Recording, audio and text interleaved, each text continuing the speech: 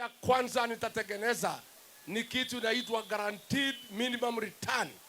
Bei ya kahawa na majani chai na maziwa ijulikane ni pesa ngapi ukienda kwa soko.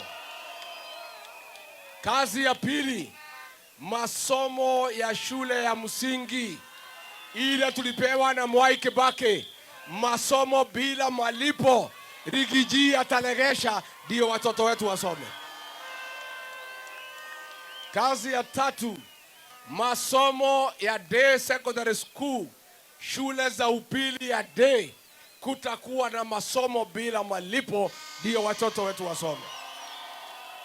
Kazi ya nne, program ya Linda Mama tulipewa na Rais Uhuru Kenyatta ya kusaidia wamama wetu wakienda kujifungua. Rigiji atalegesha.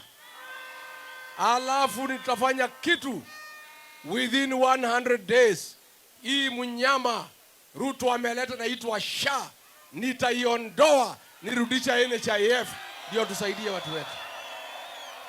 Harambee ya sita, pombe yote haramu, ile pombe yote sumu nitaipiga marufuku na kuhakikisha hakuna pombe ya kuua watu itafika hapa mashinani. Si ndio? Watu wa payslip, wale wafanyikazi wa serikali, wale wa private sector, Kasongo amemaliza payslip yenu, amekata kila kitu kodi, mumeenda bila chochote nyumbani. Nitarudisha heshima ya payslip kwa kuondoa hizo kodi hazina maana, ndio kila mtu apate mapato sawa sawa. Harambee.